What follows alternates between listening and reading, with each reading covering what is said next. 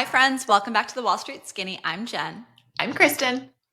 And today we are going back to old school. We first started this podcast, and one of our favorite things to do was to do a deep dive into, or a Mythbusters on, things from pop culture that intersected with finance. Some of our early hits where we did a deep dive into the finance of Succession. We've done the first 3 seasons. We still owe you season 4. We did the We Crashed series on Apple TV, which was the WeWork story.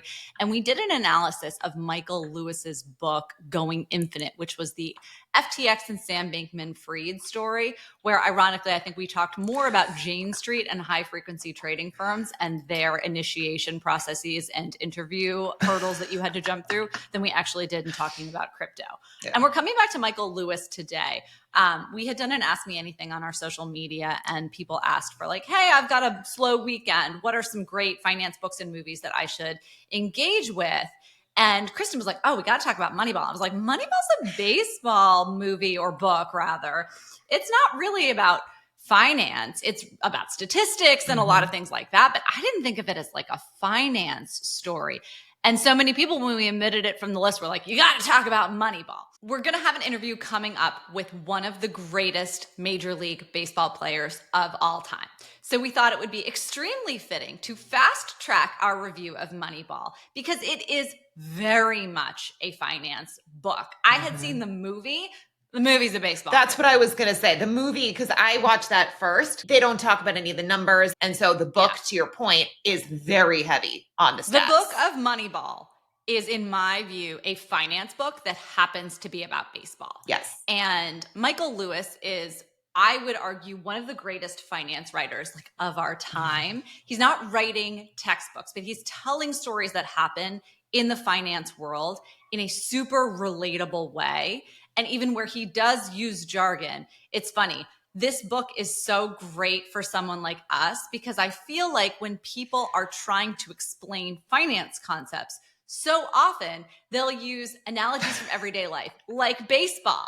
My husband always said, right, trading is just about at-bats. Well, I wasn't really a baseball person, so that didn't resonate with me. Whereas what ultimately happens in Moneyball is Michael Lewis uses Wall Street metaphors so often to explain what's happening in baseball. So this was such a cool experience to read. And I think one of the really interesting things that we'll be able to do here is, for me reading this book, I was like, this is a playbook for a trader. If you want to go be a portfolio manager and an investor, and I'm not talking about an investor who buys one stock and comes back in 5 years. I'm talking about an investor who is actively managing a portfolio day to day and making routine investments with frequency in the markets. This is such a great book for you to read. It hammers home the importance of understanding statistics in the role of assigning value to things. So this is such a great masterclass for me to be able to talk about some of the fundamental principles of trading. And from Kristen's standpoint, Kristen's expertise is really in understanding businesses and how they work and how they make their money. I think you took away so much about actually how baseball teams can or do not sometimes become profitable, and how the overall system of the Major League Baseball system works in terms of approaching various financial questions. It's not so much that I think so much in the terms of the operations of the business, although I do, but I need to understand almost like the bigger picture so that the smaller components can fit in. It's almost like the scaffolding in my brain. I need to be able to organize stuff. But so we were very fortunate. We were able to talk to a number of different owners of major league teams. And so when they explained the business of these different teams, it really hammered home why it's so important in baseball to be winning games. And so I want to actually explain just how these different teams make money. So in the NFL, and we talked about this in our Sports Investing 101 episode, but this is one of the best run sports leagues out there, period, full stop. And so if you are an investor and you buy into an NFL team, so you're buying into the Giants or whatever, you are buying into a significant portion of NFL Inc. So the NFL Inc., if you will, it used to be a nonprofit. It was until 2015. Ultimately, it went private. I don't know if it was because they didn't want to make public the amount that, say, Roger Goodell was earning, but whatever, it's now private. And that's actually right now they have a deal with Disney where, or actually I should say ESPN. ESPN's owned by Disney. There's some NFL deal that's going on. But the point is that the NFL negotiates contracts with a lot of the major TV networks. And so they actually have $100 billion national TV deal over 11 years. Now that ultimately gets split up amongst the 32 different teams. And so on the revenue side, the majority of the earnings are coming from, again, that national level. They also get earnings from things like sponsorships with the Nike uniforms, like Madden with video games. But ultimately, not only are there this like 80% coming in at the national level, there's also salary caps. So at most you can spend like $250 million on salaries for the team. And if you have $400 million coming in on the national level, it doesn't take a genius to be able to make money if you own an NFL team. But the NFL, I think of it as almost like more like socialized, because like the teams all kind of share. And again, they're all have caps in terms of how much money that they can pay for these different players. Next up, we have the NBA. So in terms of basketball, it's a little more capitalistic, if you will, or I should say less socialistic. The contracts, I think it's like $77 billion over some time period. And again, it's all split up. But with the NFL, you were getting like 80% of your revenues at the national level. With basketball, you're getting, call it like 60%, which means 40% is local. And they do have soft salary caps. It's a little more complicated. Again, we spoke about it in the Sports Investing 101. I'm not going to get into that.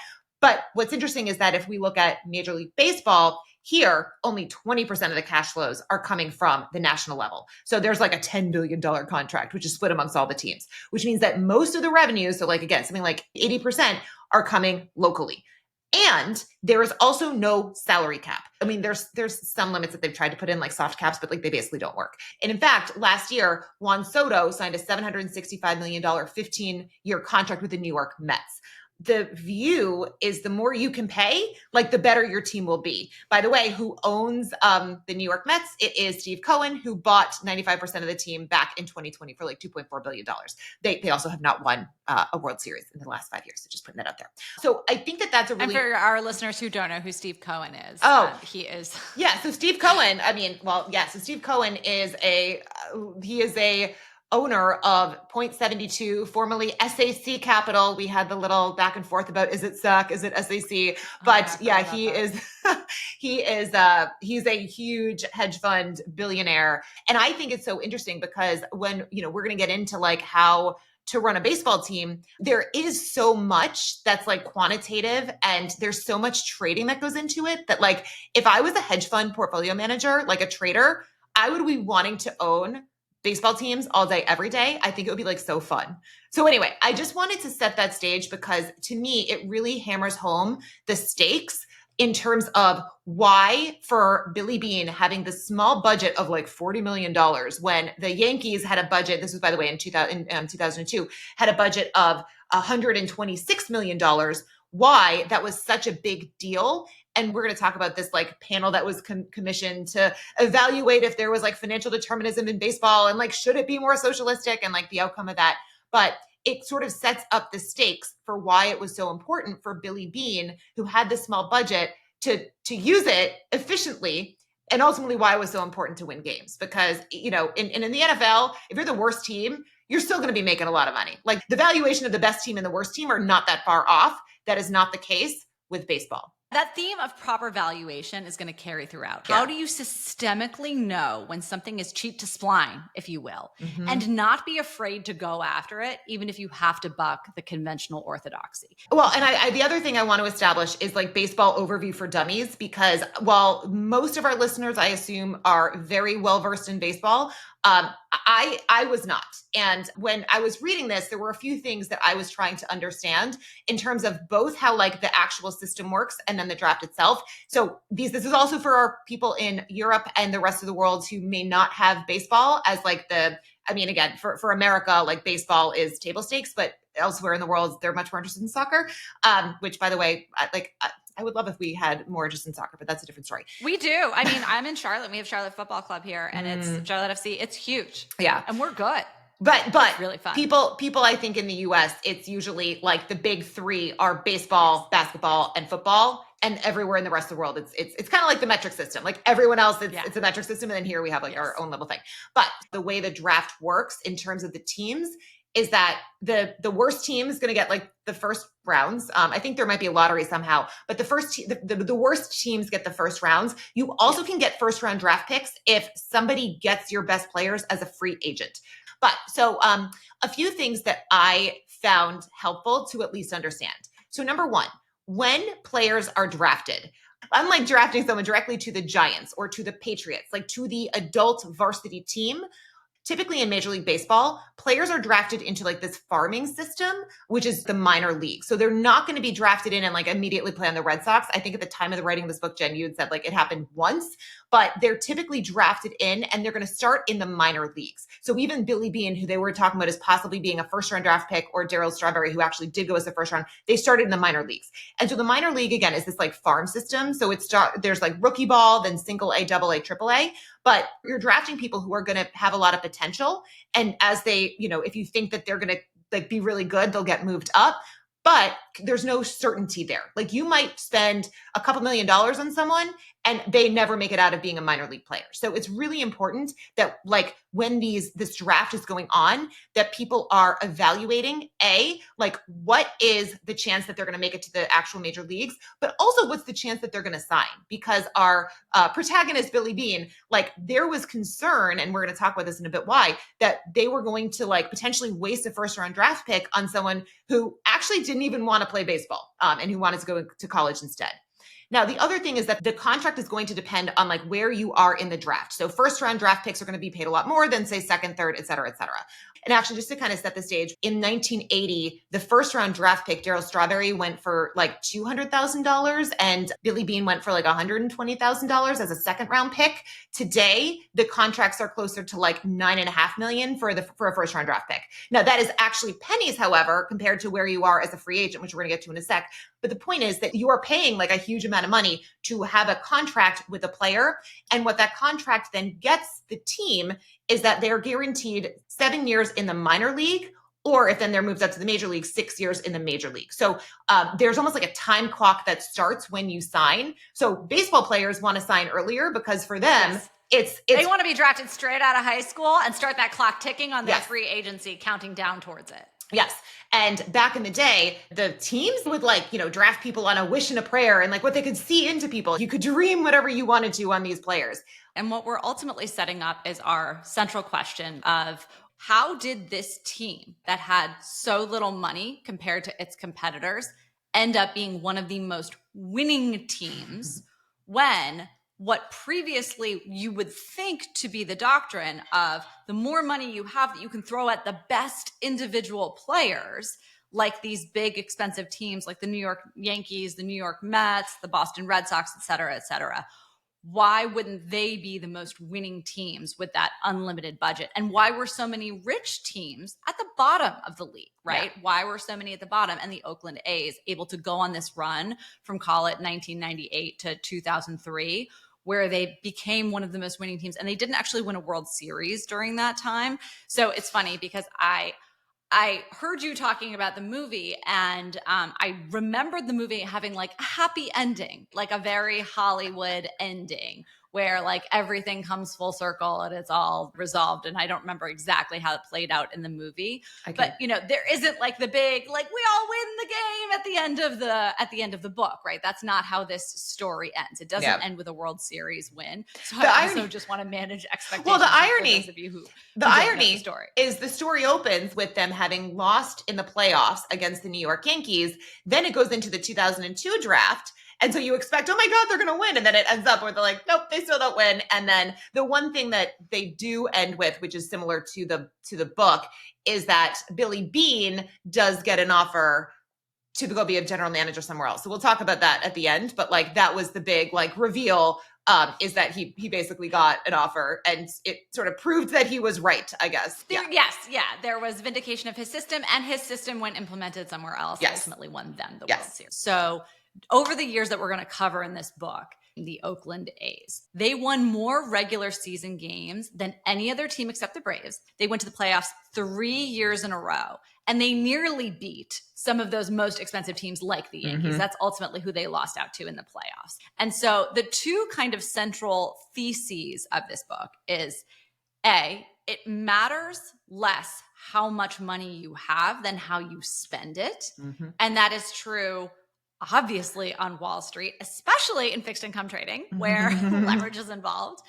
And B, that trading, investing, building a team, it's all about at bats. So statistics, right? If you are flipping 50-50 coins, how do you get them to be weighted 51-49?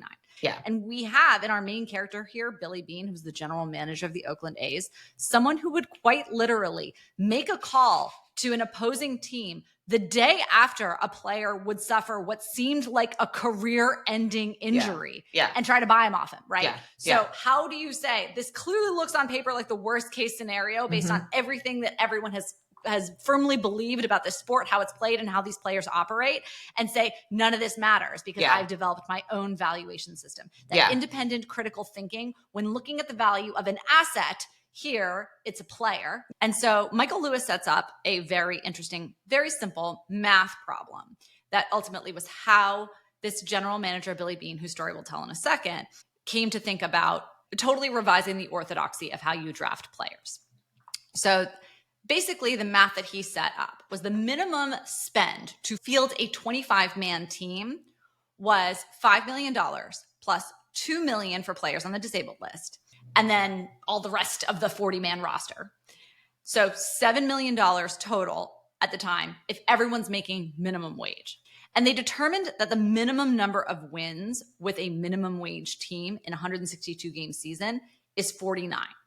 So in order to come up with a mathematical measure of financial efficiency for a baseball team, what they were really trying to figure out is how many dollars over that minimum $7 million spend is each win over 49 wins worth.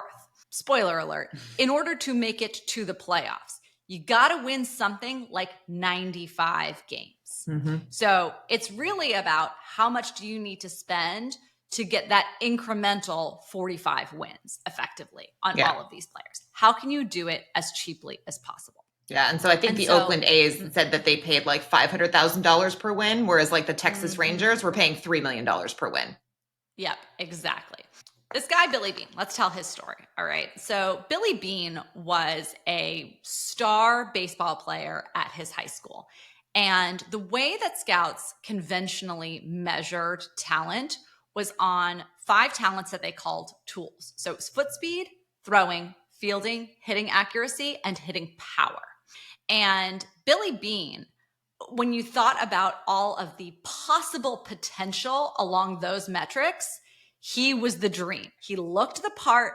He made it look easy. He was super handsome. He's played by Brad Pitt in the movie, right? So like, I mean, there we go. It was funny. They reminded me, they kept talking about like, are you trying to sell jeans? Like when they would be like drafting people, because these scouts wanted someone who looked the part, and Billy Beane was so focused on that. It reminded me of like the Sydney Sweeney thing about like selling jeans. And I also want to talk about that this book is so interesting having sat on a trading floor, because the conversations about male bodies in this book are some of the funniest, least politically correct, cruelest things that you could say about these guys.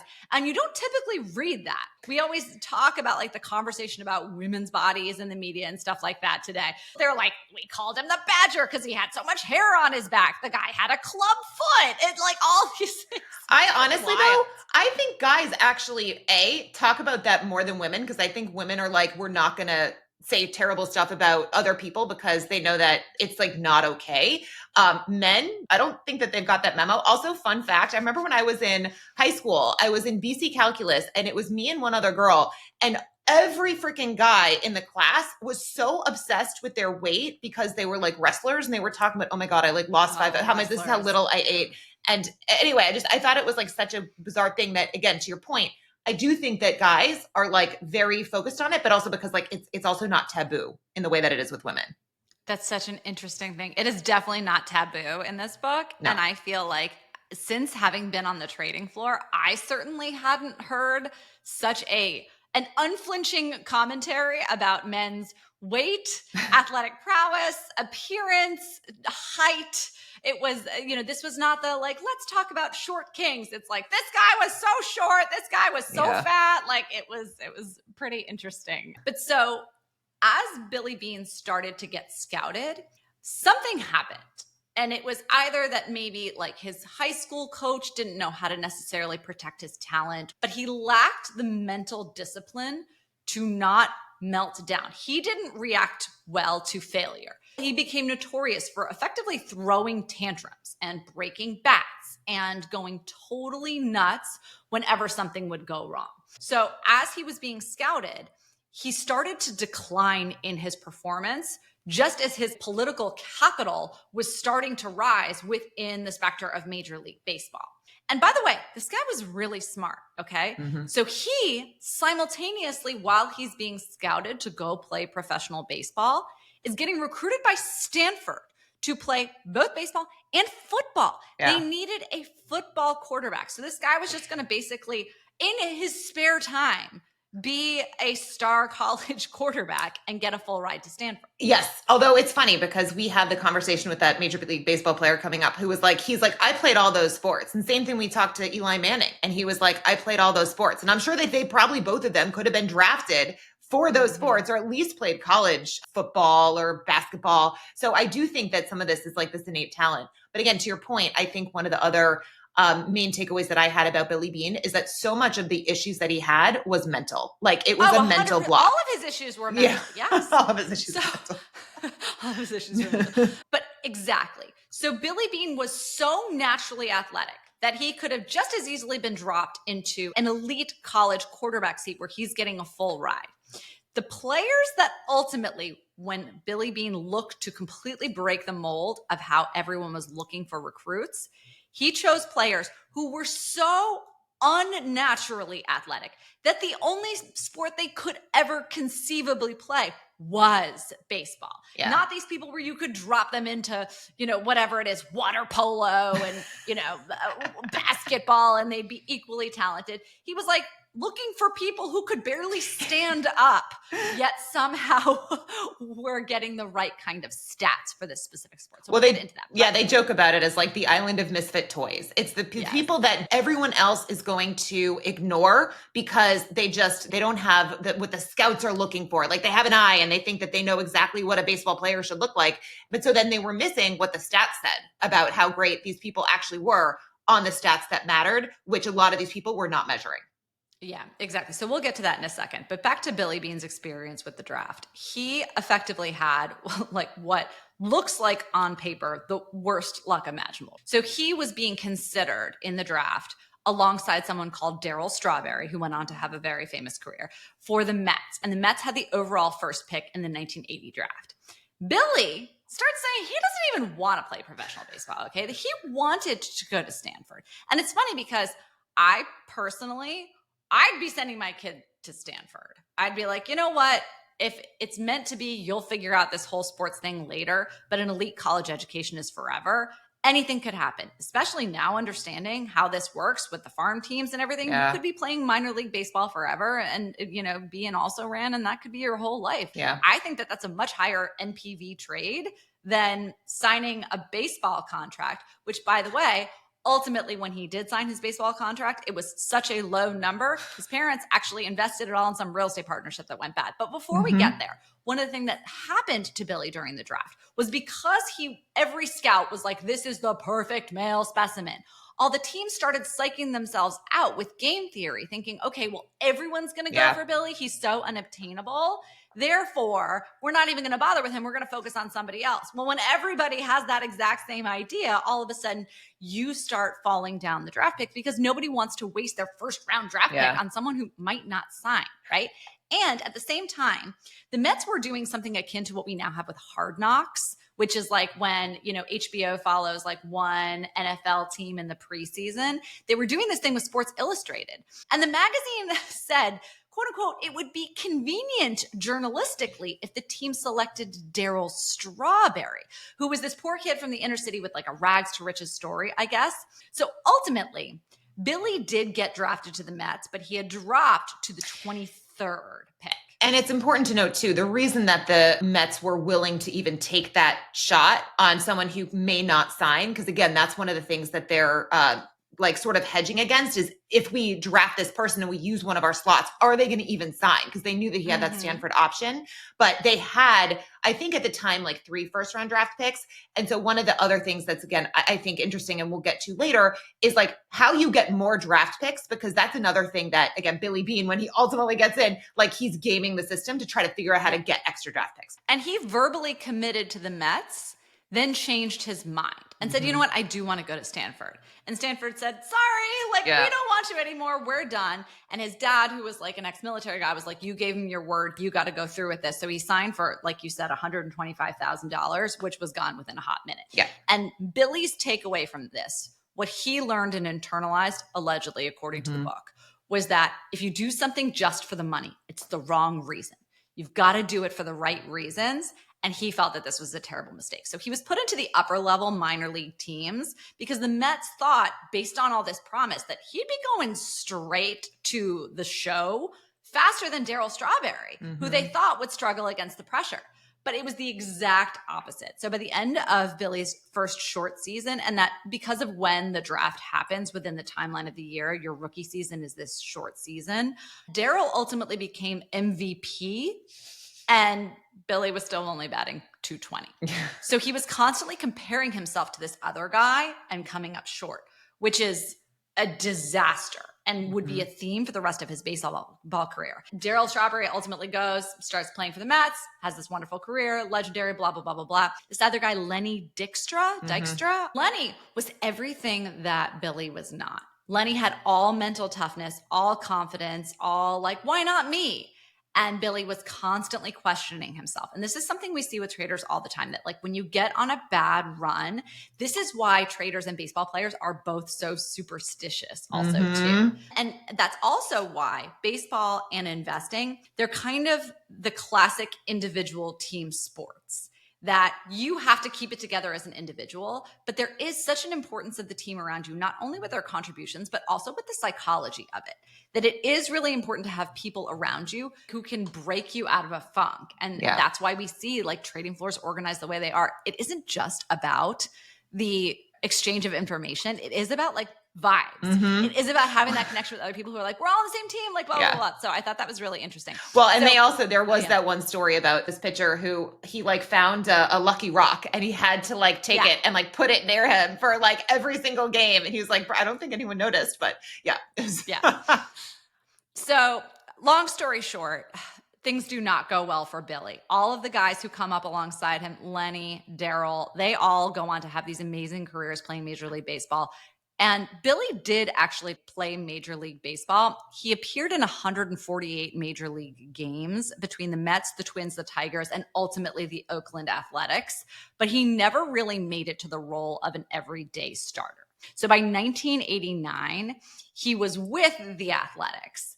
And he was just a broken down shell of a man. He was totally miserable. He was not playing well. He's gotten a divorce. His daughter's now living with his ex-wife. Like things are not going well for him mentally and emotionally. And he decides that, once again, he's never again going to do something just for the money. So he basically moves out of being a player into the role of general manager for the Oakland A's. A couple of just interesting tidbits. The Oakland A's general manager in 1980 was this guy named Alderson, who was like a Dartmouth College and Harvard law person, like former Marine. And he actually had been reading a bunch of things by this guy, Bill James, who we'll get to in a little bit. But I think he felt because he wasn't a former player, like he couldn't implement these strategies because it was like almost like he doubted himself a little bit. But then when Billy Beane came in and introduced him to some of this writing, Billy was like, oh my God, like that was the moment. He basically saw all this stuff that Sandy was talking about, again, which was literally just a derivative of this guy, Bill James, which we'll hear about a little bit. But he basically was like, this makes complete sense. And then the other, I think, just important piece of background is that the Oakland A's actually, up until I think it was like 1991, had one of the highest payrolls in baseball. They actually went to the World Series 3 times between 1988 and 1990. However, when the former owner died, the team was sold to these 2 San Francisco real estate developers who basically wanted to run the team like a business and on a teeny tiny budget. So there was this flip that happened where, again, you have Alderson who wants to potentially implement this new thing. By the way, he didn't need to previously because he had the massive budget. And Right. then there's the switch, the budget gets shrank. And now all of a sudden Billy comes in and he's also the former baseball player who has a little bit more of the trust or the chutzpah. Like he can make these changes that someone like an Alderson could not because he's actually been there. So I think people would listen to him more than like, oh, some Dartmouth, like Harvard guy who wants to do this. Like Billy was like, no, I'm going to actually make these changes. So yeah. So you mentioned Bill James. Let's talk about Bill James, who was the baseball statistics writer who started writing in the 1970s, I believe, all the way through like the 80s and became like the godfather of baseball statistics. Remember, back in the decades when he was writing, you couldn't just go on a computer and find all of this stuff. Mhm. So I know that's shocking for our younger listeners. I saw a meme on social media where some woman was like, I had to tell kids today that I was older than Google, but then I had to go look it up on Google to confirm that I was indeed older than Google. And we are both much older than Google. But so he started with something like 40,000 baseball statistics. And just a side note, like my grandma was a huge baseball fan.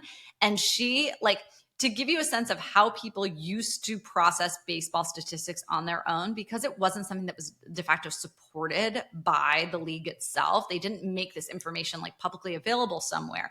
My grandma used to listen to baseball games, even in the age of TV and internet, would listen to them on the radio with a piece of graph paper, constantly writing out like all the numbers and everything. So because that's how she visualized the game in her head. So you have to think about like how old school baseball fans were walking Excel spreadsheets of baseball stats in order to appreciate the games. Yeah. But that's not how the league was thinking about things. So he took something like 40,000 baseball statistics that he collected on his own. And he started by asking questions like, do some pitchers draw bigger crowds than others?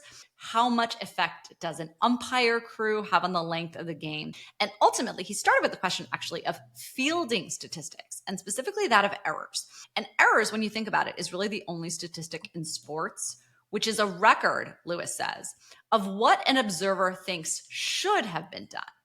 And so it was also just this like very succinct summation of the evolution of the sport. Yeah. Where the assumption was that, okay, you did something wrong and that's what we should track. When the reality was, well, a lot actually had to go right for you to be in the position to make an error.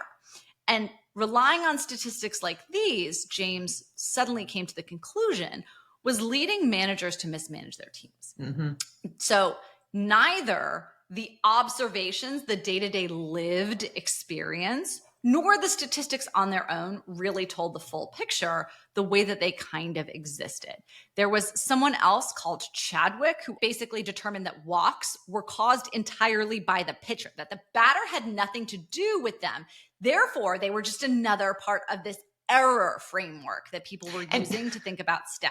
And this is going to sound dumb, but again, like I could see someone listening to this and not knowing if you're international. A walk just means that you as the batter let like 4 bad balls go by and that you don't strike at. So the pitcher messes up kind of, but it's also the person on base not being dumb and swinging at bad balls and like making contact. It's not just the pitcher. It's also the batter who is not taking all the bait and just like swinging.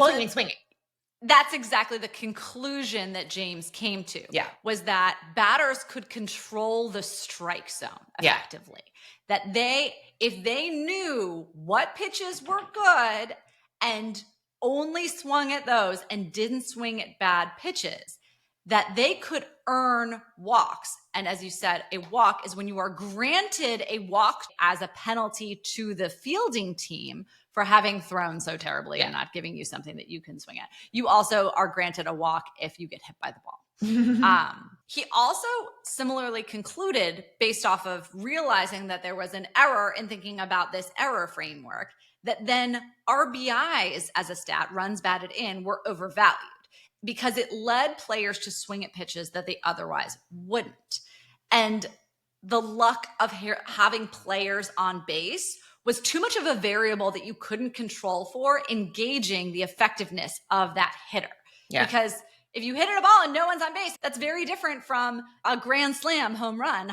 And ultimately what he concluded is that, quote unquote, baseball statistics aren't pure accomplishments of men against other men, but of men in combination with their circumstances. So what he ultimately concluded was that your on base and slugging percentages, and your slugging percentage is your total number of bases divided by your at-bats, mattered more than your batting average, which was like a revolutionary concept for baseball at the time. Now, obviously, as computers came along and they could be able to sort massive amounts of data, and the explosion in these players' salaries made the role of these stats even more important in determining then how you figure out who is a candidate worth paying for. And what Michael Lewis says in the book is that the power of statistical analysis depends on sample size. The larger the pile of data, the more confidently you can draw conclusions about it. If you go 2 for 10, it's very different than going 200 for 1,000, but you get the same ratio. And even though fielding stats, where they'd been relying on errors and things like that, were few and far between, and James only attributed about 5% of a team's success to its fielding stats. Billy Beane ultimately went on to revise that thinking later on. Ultimately, these offensive stats, you had so many data points and they were massive. So James, in his thinking about baseball statistics, moved everything from the conventional thinking of fielding and pitching to offense, which was like revolutionary. Yeah. And I think that, again, one of the other things too is that he was always open to the fact that his hypotheses were wrong. And he said, this is what Bill James said, he said, the fact that the formulas work with the accuracy they do is a way of saying they are essentially stable relationships between batting averages, homes, walks, and other elements. But that ultimately he wanted other people to take the mantle and find better formulas, like to find better things, which obviously like Billy Beane and Paul Dippett has to do. But he made it clear that what he was doing, it was interesting and thought-provoking so that other intelligent people joined the conversation. But I think that that was such an important point that like, he's not saying this is the one and only thing, but like, let's start to actually examine this so we can figure out what is better. And by the way, that this is better than like the old school way of just looking at somebody and being like, this person has good genes, right?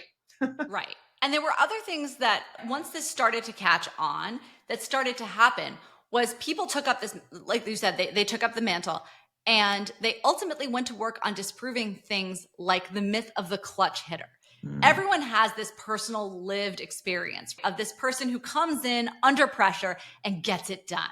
But the statistics didn't bear out any of these things. The idea that players performed predictably differently in certain situations were actually based off expectations from personal experience and were not borne out by the data. So there was effectively the demythologizing of baseball that happened through these statistics that was ultimately such a core philosophy that then had to be implemented in order to totally uproot the conventional orthodoxy about how you draft people. Yeah. And I think another thing that was kind of interesting is that Michael Lewis kind of jokes about how when this guy, Bill James, first wrote his book, like there was like 75 copies or something sold. It was something obviously very little. And he was so excited about it. It was his like pet project. But ultimately, one of the things that I think made people really take notice was fantasy baseball. And so that is what put his books on the map, because initially it was like just a whole bunch of statistics that he published in like a paper. And then he had his like second abstract. He ultimately had 12, but then the next one, he like had some more words. But this is not the person who you would think is like the godfather of like baseball statistics. But ultimately, because of individuals starting to care about fantasy baseball, that sort of combined with this other business called like Stats Inc.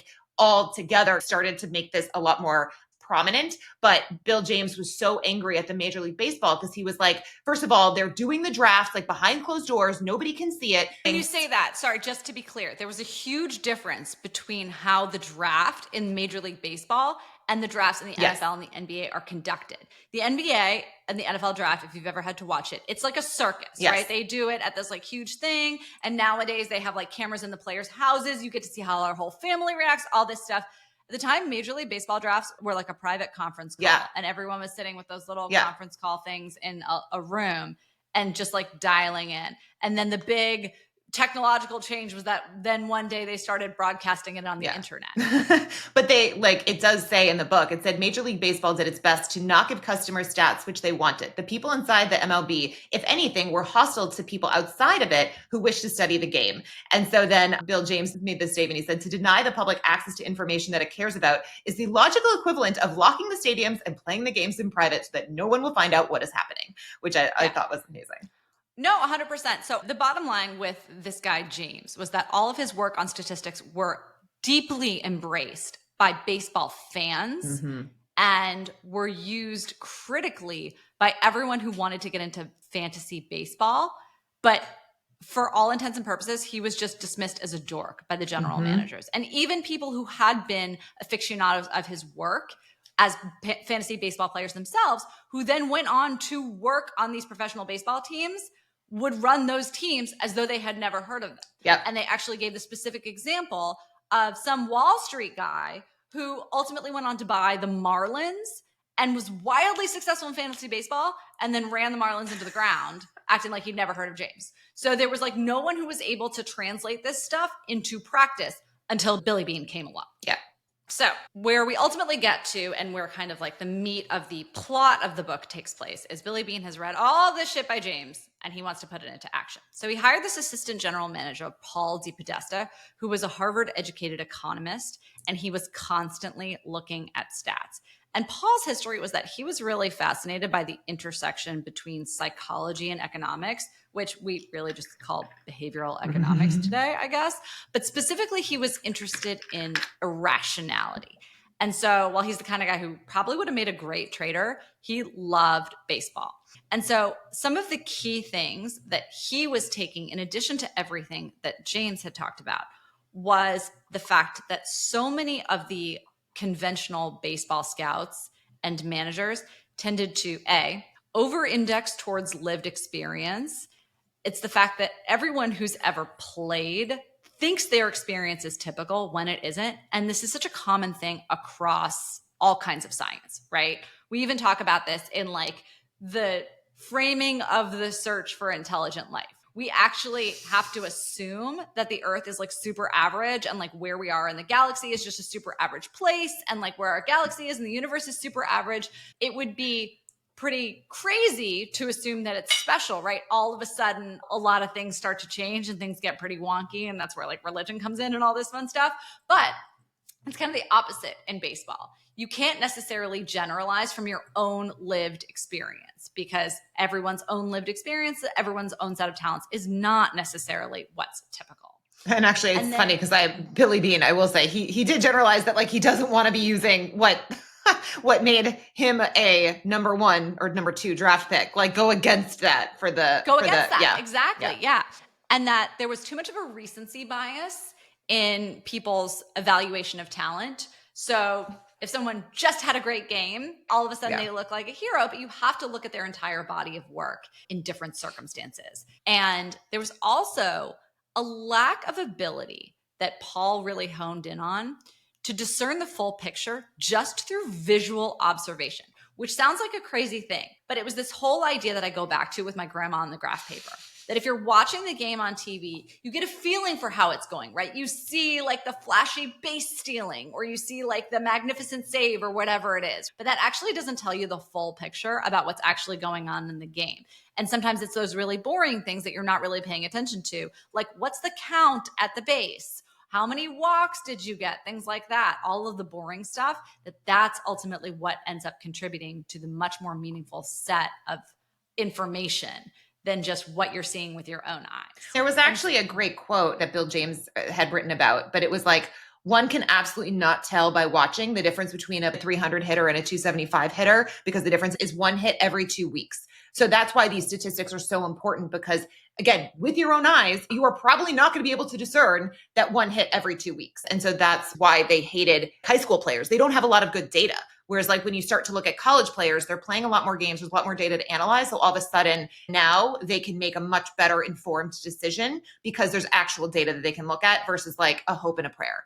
And so Paul was really Billy's ultimate weapon for bucking the orthodoxy of his scouts. The question becomes not getting the super expensive stars, but training up the people who become the stars in the first place. And so how do you pick those people?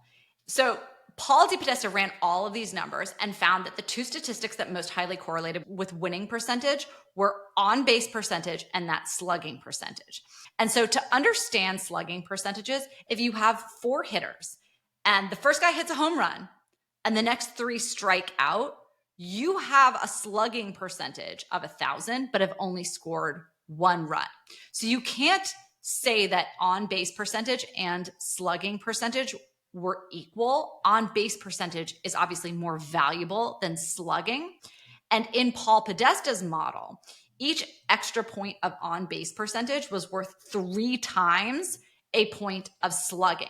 The official technical term for being a baseball statistician along the lines of Bill James was sabermetrics. So conventional sabermetric wisdom was that the ratio between on-base percentages and slugging percentages was 1.5 to 1. And by the way, the MLB purists, the old school scouts, they didn't care about it at all. Yeah. So Billy Beane and Paul both agreed that the market was undervaluing the ability to get on base. It was way more valuable than the glamorous pitching closers or more valuable than hitting power and the ability to hit homers, right? So that's where they come up with this idea that you had to go for walks and control that strike zone. As they're rethinking all of this, they also rethought fielding valuations with inspiration from Wall Street, namely arbitrage vis-a-vis the derivative markets. So there was 2 guys working at some Chicago derivatives trading firm. And what they did was they basically made a digitally abstract map in like 3 dimensions of every single moment in every baseball game in history that they could. And they carved it all up. And there was an expected value that they were able to arrive at of every at bat. And they could say, okay, under these circumstances, if this guy's up at bat, this pitcher, this person with these stats, et cetera, the expected value of that player in that particular moment at bat is XYZ. And that's what went into that formula. Billy and Paul used this system to assign more accurate values, not only to hitters, but also to fielders, who again had previously been judged only on errors or saves, which is, as we know by now, super inaccurate, it's inefficient, and it's misleading. It was really that the variance between the best and worst fielder on the outcome of the game is a lot smaller than the variance between the best and worst hitters. And they needed to replace the losses of, it was Johnny Damon, it was Jason Giambi, and it was one other guy whose name I forget right now. But basically, what they needed to do to offset the loss of a great fielder like Johnny Damon was to add more hitters. The way that they frame it in the movie is like they lost these amazing players. They have to almost like make up for that with like pieces of the players that they lost. So it was like, Giambi was gone. So we need to now find somebody who has his walk percentage and then someone who has his bat. It's like, so they almost had to Frankenstein his stats to come up with the team itself.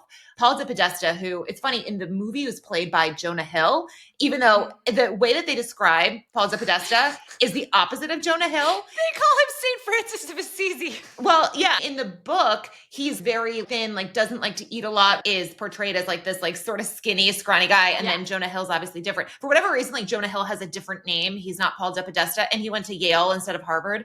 But the point though is that they're obsessed with walks. And what was interesting is before Billy Beane came involved, Alderson or Sandy was like trying to cultivate in like the lower tier, like the farm system and like the AA, AAA, whatever, like really hammer home, you guys need to walk, like don't swing, blah, blah, blah. But then by the time they would get to like the major league, all of a sudden they were sort of like erratic again, trying to swing at the bats. But back to when Billy Beane came in, to your point, they had this very like taking a much bigger look at the team and how it operated. And they did implement these best practices that were about the team, not about the individual, just getting a grand slam. And then finally, the last thing that they really reworked was this metaphysical idea that is less about the stats, frankly, but they tried to find like a scientific way to explain it. And it's the idea that a team that is up huge is likely to blow that lead, Or said differently, that a team that is down big can come from behind. And he called it a law of competitive balance, where he talks about something he calls negative momentum. And this balance of strategies theory always favors the team that's behind. And psychology tends to pull the winners down and therefore push the losers up.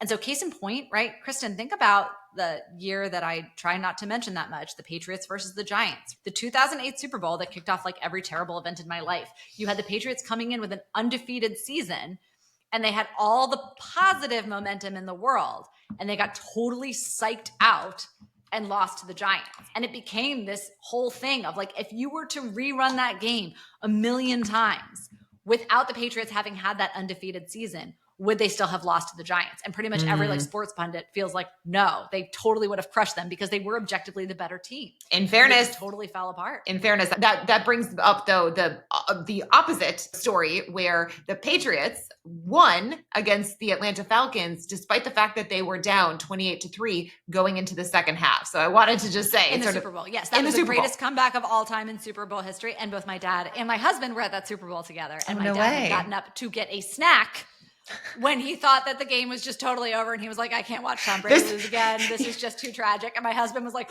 where are you? Get back to your seat. Well, in fairness, granted, my dad didn't, he wasn't at the game, but we're going to talk about the Red Sox. So the Red Sox had this like curse of the Bambino, which they hadn't won since like 1918. And my dad was watching, I think it was like game 3 of the playoffs against the Yankees, where the Red Sox were down. They ultimately came back to win, and they ultimately won the World Series the first time ever. And my father, who's like a lifelong Bostonian, freaking went to bed. And I was like, you did? I can't believe you went to bed. Yeah, he was like, I'm not staying up to watch them lose again.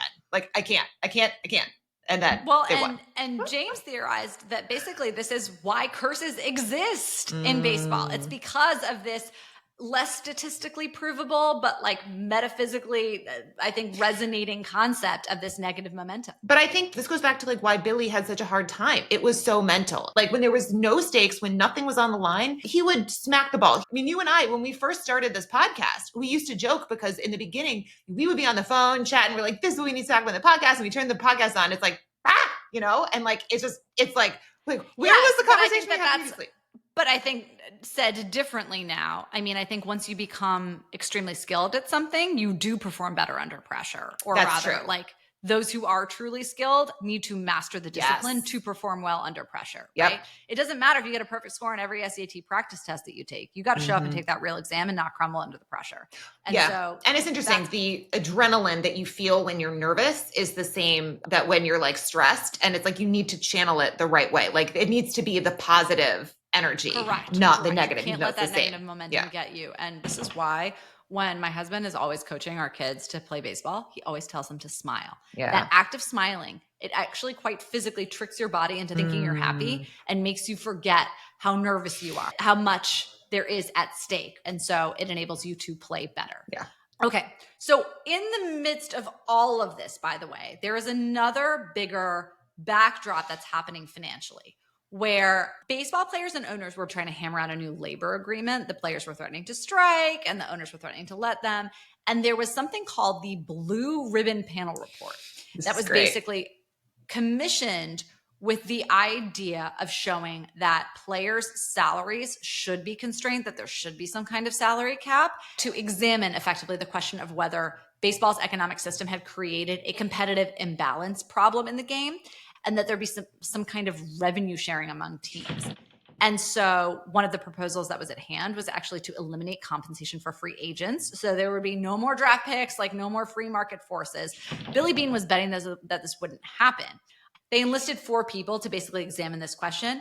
And one of them was Paul Volcker, the former chairman of the Federal Reserve and also the namesake of the Volcker Rule, which ultimately outlawed prop trading and investment banks. Yeah, I think George Will was another guy who Who was that? I only know him because I literally just heard him on Bill Maher. Oh, no kidding. But I think he's a more conservative writer. They point out that he was actually more pro the socialistic way of combining revenues because, because going back to the NFL versus MLB is like all free market, like you're on your own, like you're gonna, whereas the NFL is much more, again, 80% is national. So like there's these like hard salary caps. There's so much different. But George Will had the view of this financial determinism that the teams with the most money are going to win. And so that there needs to be some kind of limit put on different teams. And then here you have the poster child like Billy Beane showing that that's not true because they keep freaking winning. And even though like they have the lowest budget. So Billy Beane was like, I would love if they show that, there should be some revenue sharing. Wait. Let's get to that. So what they were basically trying to prove was that the rich teams should be held to task to subsidize the poor teams and that baseball should be socialized in this way. At the time that they did the study, the ratio of the payrolls of the 7 richest to 7 poorest teams in baseball was 4-1. So by contrast, in the NBA at the time, it was 1.75-1 and NFL 1.5-1. Now, it was seen, and the thesis of this thing was baseball was a sport where money bought success. Paul Volcker, who was the only person on this commission with a finance background, was the only person who didn't agree with this thesis. Yeah. And he asked 2 questions. He said, if poor teams were such terrible investments, why do rich guys keep buying them, a la your Steve Cohen with the Mets, the cursed team? And B, if they have no hope, how specifically do the Oakland A's win so many games with the second lowest payroll in baseball? So they called in Billy Beane to testify. And literally the slide that he brought in was the plot of the movie Major League about this like ne'er-do-well group of misfits on a baseball team. And he was like, our story clearly resembles the plot of this movie, right? He threw this huge pity party and he said like, listen, we can't afford all the famous stars. Like no one shows up to our games. But the opposite was true because people were filling the seats of that stadium because they cared about winning. And that's what they were doing. They showed up to watch nobodies and watch them become stars. People don't buy tickets when you have big stars and you lose because you stay home while those stars become nobodies. So actually, like Billy Beane was trying to get money out of this commission, but his success was the very thing that proved this theory wrong. Right? Yeah. Well, it's funny though. I disagree a little bit just because I mean, when I go to watch golf, I want to go see Tiger. Tiger is no longer Tiger Woods. Like Tiger Woods used to be the best freaking golfer of all time. He still has like a massive amount of people who follow him around who just want to see him play. But I agree 100% with what Billy Beane said. And I think that people love to watch the underdog win, which could be why people like to go watch Tiger Woods. They want him to come back. For the story. Yeah. So like you want, if all of a sudden the Charlotte Hornets, I can't tell you a single player on the Charlotte Hornets. Yeah. But if all of a sudden the Charlotte Hornets went on a winning streak, you bet you me, we would be there every week with our kids. Fair. Right? Yeah, that's true. Totally invested. When we first moved to Charlotte, the Panthers had done nothing special in ages. And we went to every single home game with the first several years that we were here. And we followed that team so emotionally on their meteoric rise to then ultimately get to the Super Bowl, where they, of course, collapsed. Because this is the story of the teams that I love after having I think only one lost season. In fairness, I do want to just put out there that as, again, Bostonians, when we were in like middle school and high school, all of our teams lost. I mean, the Patriots sucked. The Red Sox like hadn't won since 1918. And then out of nowhere, like all of our teams came back. And now actually that's not true. But like. No, but everybody sucks now. But there was like a 20-year Boston dynasty. We had a good. Boston's sports fans cemented our legacy as being the most obnoxious people on earth, complaining about how we were so cursed when we were just winning every title across everything, basketball, baseball, football. And again, to continue drawing the analogy back to trading, it's kind of like we're talking about a company here, right? Are you seeing what you want to see and being swayed by the sexy new tech thing? Or are you seeing real cash flows that have come in the past and are coming in now, right? Yeah. What is better, the lotto ticket on the unproven thing that has great packaging or buying the steady state growing company? Yeah. It's like saying that you would rather invest in a company that has a really nice logo and a nice office space than saying that you want the steady state, whatever it is, plumbing pipe part company that's raking in millions every single year. But, I don't know. I don't like where their factory is, or like it's in the middle of nowhere, Kentucky. Like who really cares, right? And the pithy way that they talk about this in the book is by saying, hey, listen, we're not out here trying to sell jeans, right? We don't care how these guys look in a pair of pants, whether they have a club foot or they are morbidly obese or whatever is going on with them. As long as they can put up the stats that we want, then they are a perfect baseball player. We don't care what else they could be in some hypothetical universe. And in fact, the way that Paul Podesta ultimately broke this down, the conclusion that they came to was that the important traits in a baseball player, and I'm quoting here, were not all equally important. That foot speed, fielding, even raw power tended to be dramatically overpriced, and that the ability to control the strike zone was the greatest indicator of future success. And the stat that was actually the biggest indicator of that ability to control the strike zone was walks. Yeah. This idea that you would have such discipline while up at bat on the plate that you wouldn't be swinging at bad pitches and would take those as balls, which would generate a walk. So ultimately, the number of pitches while seen per plate appearance, that and your on-base percentage is actually the greatest input into a hitter's contribution to the offense, as opposed to, oh my gosh, they just hit this sensational home run, or they really look the part, they're super fit, therefore they can be taught all these things. There was this fundamental belief espoused by the A's that you were who you were and kind of weren't going to change, and they would milk every last bit out of you. There were some exceptions. They had this theory that you could, with closers, for example, that you could train a good closer, but that closers were so easy to train that what you do is you train someone to be a great closer, get them into their free agency, and puff up the price on them so someone would pay you a lot to take them off your hands, and you would get much more valuable draft picks in exchange that you would use on hitters. And then you could continue training up your pitchers to be closers all the time and sell them out. Yeah. Michael Lewis has, again, another great quote where he says, the treatment of amateur players is most glaring of the many violation of free market principles in Major League Baseball. A team that drafts and signs a player holds the right to those first 7 years, like we talked about in the minor leagues, and then first 6 years in the major leagues. And so what Billy Beane's trying to do is, again, get all these people on the cheap for 6 to 7 years. And then ultimately, in his dream world, like cultivate this talent, make it so that on the open market, they're actually worth a lot more. Have someone else pick off that talent for fair market value when, they're a free agent. And then when that happens in the draft, then you end up getting the first round draft picks for those players that got poached. So by the way, in this draft in 2002, they had something like 7 picks because they had like their first picks, and then they had the picks because 3 of their top players were poached by other teams. And then they had like these compensation picks. So I think it's important to also remember that during this draft, they had 7 first round picks because they were able to almost like farm the system. So he really saw these first round draft picks as being very valuable. But yeah, let's talk about the story with Swisher. So what happened in this 2002 draft is he was advocating for the future potential of players who were undervalued for whatever reason by this traditional system. And it was the players who didn't score well on the 5 tools, but had better statistical strong points. Like they gave the example of one of the first players they signed in this whole draft process, who they nicknamed the Creature due to his unconventional throwing arm, but who ended up being like an all-star rookie pitcher. They had Steve Stanley, who was 5'7", 155 pounds. He was told that he would go in the 15th round of the draft, and they drafted him in the 2nd round. But because they told him like, hey, listen, you're only going to be a 15th round draft pick, we'll take you really early on, but we're only going to give you $200,000. And he was just so happy. Is he the one who thought that someone was calling him and pretending to be Billy Beane? Not him. That was not the one. But yeah, they have all these great stories. You can go ahead and tell that story. Yeah, there was this one player, I think it might have been Jeremy Brown, who thought that someone was punking him and pretending to be, I forgot if it was Billy Beane or Paul DePodesta who was calling him, but he said, I need to call you back, because he thought it was someone playing a trick on him. He was like super rude to them on the phone, because it was that Jeremy Brown.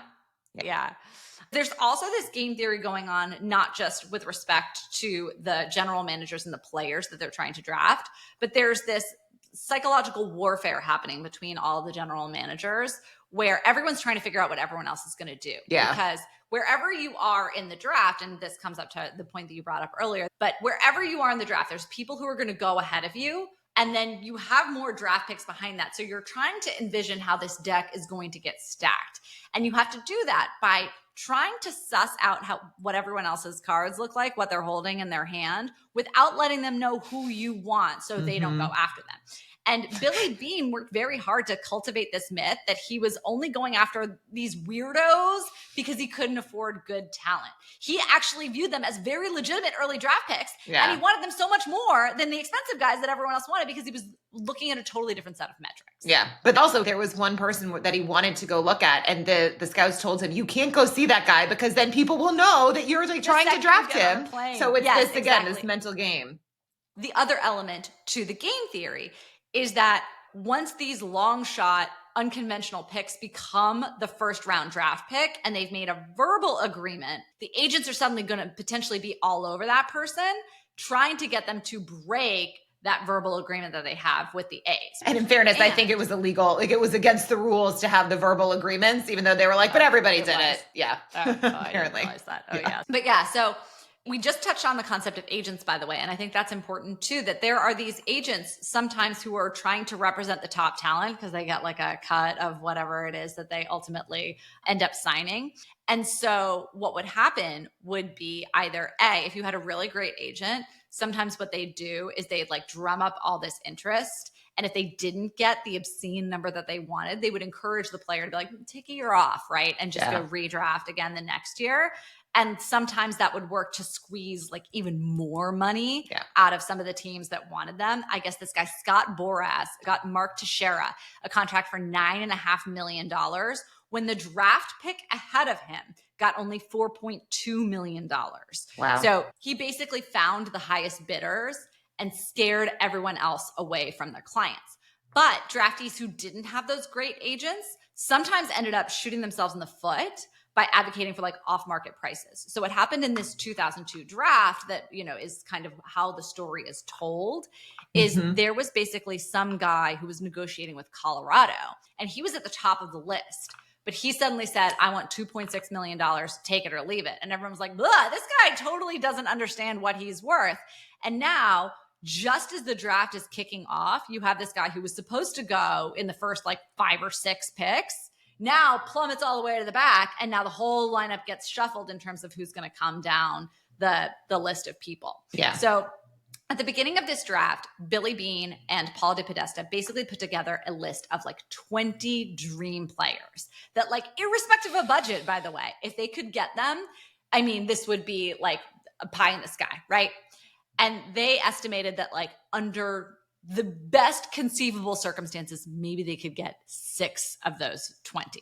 There was this guy named Nick Swisher who was at the absolute top of this list of 20 guys that, to your point, Kristen, Billy had, I mean, gone through all these machinations in previous seasons to position himself with all of these early draft picks. So in Nick Swisher, Billy saw kind of all of the qualities of our old friend Lenny Dykstra, basically the guy who ended up living the life that he should have lived when they played together, right? And so as they're watching the draft start, this fiasco happens with this Colorado guy who then ultimately ends up negotiating himself out of a deal and drops really far down in the picking order. So what ends up happening is there's all these machinations going on between the various general managers calling each other. And there's this great line where Michael Lewis says, it is the nature of being the general manager of a baseball team that you have to remain on familiar terms with people you are constantly trying to screw. Again, just like trading, by the way. If you guys don't think that the, you know, portfolio managers at the Millennium know the portfolio guys at Citadel, know the portfolio guys at BlackRock, these guys all know each other. They all hang out. They're all talking to each other all the time. And same thing with the market makers on the sell side of the street, by the way. Everybody knows everybody across the street. And you're going up against these people constantly in the screens, right? But you have to cultivate these friendships and keep them close. And there is a little bit of, you know, psychological warfare going on. And so what Billy realizes is that in order to get Nick Swisher, his top pick, he basically needs to somehow convince the people ahead of him in the draft that they don't want him without letting them know that he wants them. And so there's a tremendous amount of game theory wrapped up in this. And by the way, it's illegal to trade draft slots, just like it's illegal to trade inside information, whatever, right? So you either have to psychologically manipulate the guy into doing what you want, or you need to trade something somewhere else that they need and get it to them. So as though everything goes according to plan, 8 of the first 9 teams in that draft ended up drafting high school players, the exact crapshoot in the casino that's totally antithetical to the A's strategy for the reasons that you explained. And then, of all things, the Brewers took Prince Fielder, who was the son of another baseball legend, whom they referred to as like morbidly obese, effectively. Like, and I mean, the language around these things is like just truly terrible. And what that ended up doing is that actually ended up leaving a higher choice draftee by the old metrics available. And the Mets, whom Billy Beane was effectively trying to outwit, out-strategize, et cetera, to keep them away from Nick Swisher, ended up picking someone else for $2.15 million and leaving this guy, Nick Swisher, alone. So Billy Beane gets his number one guy in the draft pick, and it is on from there. And it's funny because having gotten his number one pick, Lewis says, he compares Billy Beane to a bond trader who had made a killing in the morning and entered the afternoon free of fear. Again, hilarious, because I think truly Michael Lewis is the only person who would make that analogy to help explain like how great everyone's feeling. And he said, like any good bond trader, he loves making decisions. The quicker, the better. A bunch of his other guys go quickly, and then they have picks number 24, 26, 30, 35, 37, and 39. So what ends up happening basically is everyone else continually throughout the draft goes after all these like sexy players.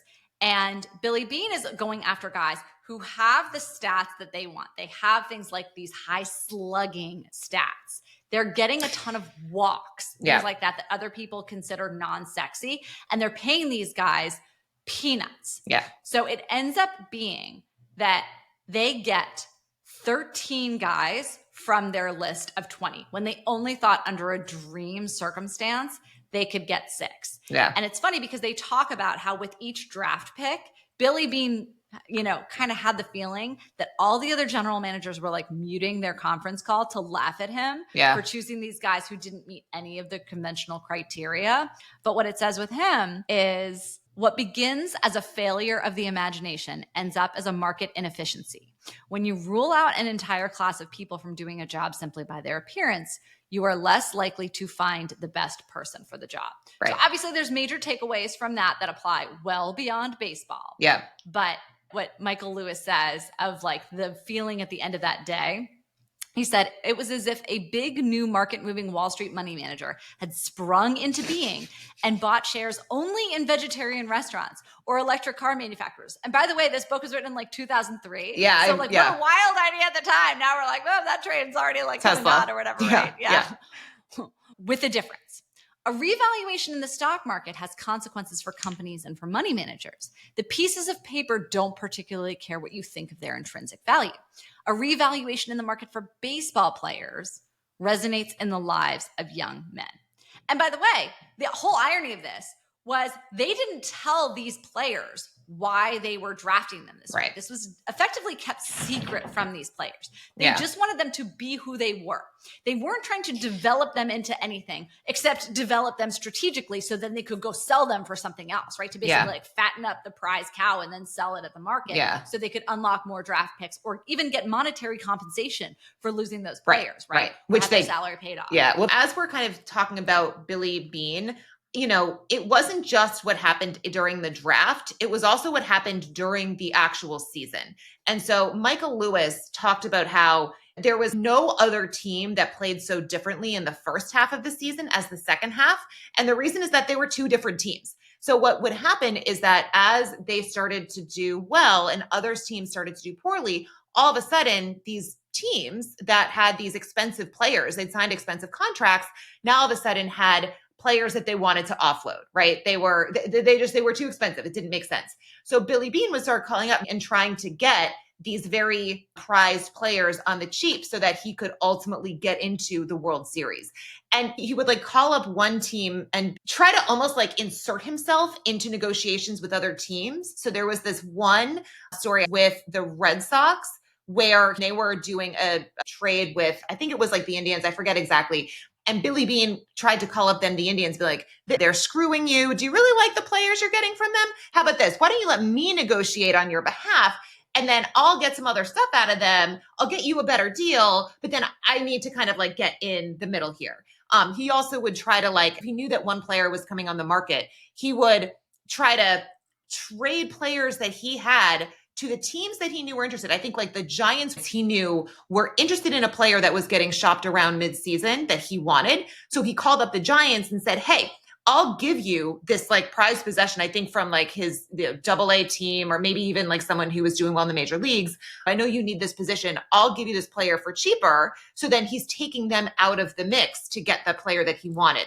And then when he would be like calling up the Mets trying to get the player, he would try to figure out if there was a way to do the trade where he could like extract value or money out of that team. Because I know, and they were talking about in this whole saga, like the owner of the Oakland A's wouldn't agree to, for example, pay $500,000 to cover the salary of the player he wanted. So he had to figure out how to do a trade / how to get the money to cover that. And at one point he called up the owner of the Oakland A's and was like, how about this? I want to get a percentage of the upside that of the savings. He wanted an equity stake in the player. He wanted an equity stake in the player. So he was kind of orchestrating this. I mean, he was playing everyone like a fiddle. He knew how to do deals. And I think that was something that was just so interesting. And honestly, as I'm like reading this book, that's why I was thinking to myself, why does not everyone want to be the owner of a baseball team? Because I think that gets so interesting. And then the other element is we talk about how sometimes when companies have too much money to spend, they're not scrappy anymore. They don't try. Yeah. They just spend money because, yeah. And like you saw this in like the venture capital worlds where you had all these VCs who had a lot of money they had to put to work, or like SoftBank with WeWork. They were just like, let's just keep writing money. We need to put this money to work. Whereas when you're managing a team like the A's, they have a very small budget. So they're trying to make the best use of it. And they're just using it so much more intelligently.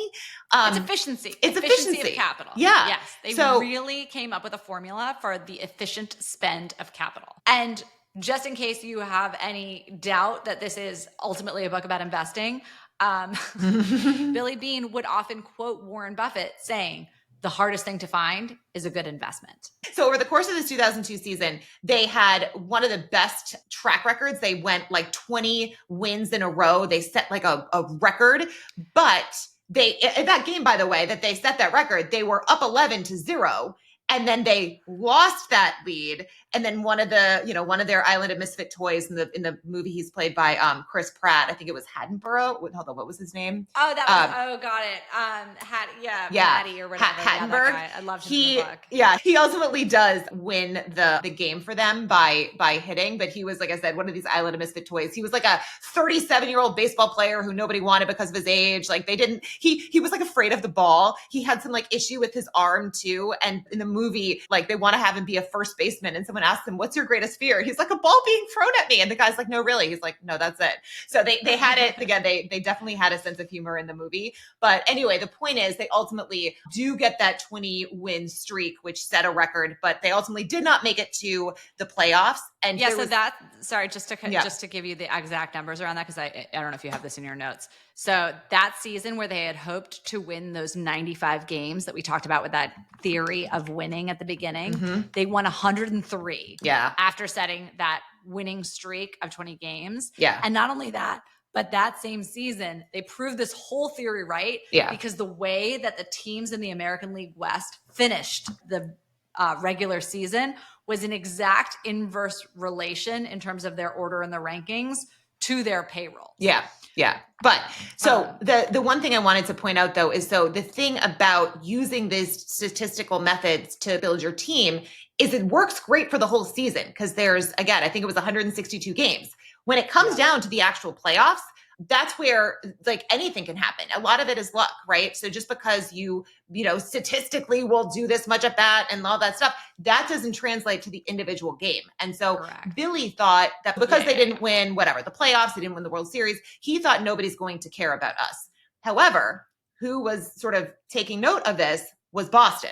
And so in both the book and then in the movie and actually in real life, the Red Sox called up Billy and wanted him to come on board as their general manager. Now, they also had been cultivating some like either a Harvard or a Yale grad who was like some 28-year-old hotshot, Theo Epstein. Yeah. But so they call up Billy Beane. He goes to Boston and they offer him I think it was like $12.7 million. $12.5 million. Yeah. To run the team. And it was a record-breaking contract for a general manager. Yeah. And to Billy, I mean, initially he was considering it, but then he was like, I got what I wanted. I got the validation. I said I would never take a job just for the money. And so he decided not to do it.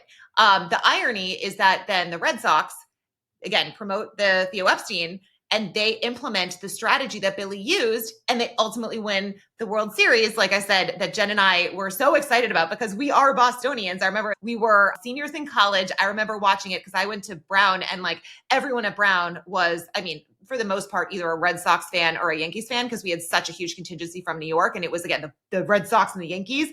And the Red Sox, I mean, they were like down 3 games into I forget if it was the playoffs or World Series. They were down 3 games, and then they came back, and then they won, and then they won the World Series. But anyway, so they did implement the strategy and they won. But what's interesting is that nowadays, everyone has implemented these strategies, right? This is not new anymore. The strategy that Billy Beane was implementing was novel when that happened. Nowadays, and again, we just spoke to this like Major League Baseball player. He was like, there are more quants and statisticians on the freaking roster of these like Major League Baseball teams than there are at like quant shops and pod shops and shit.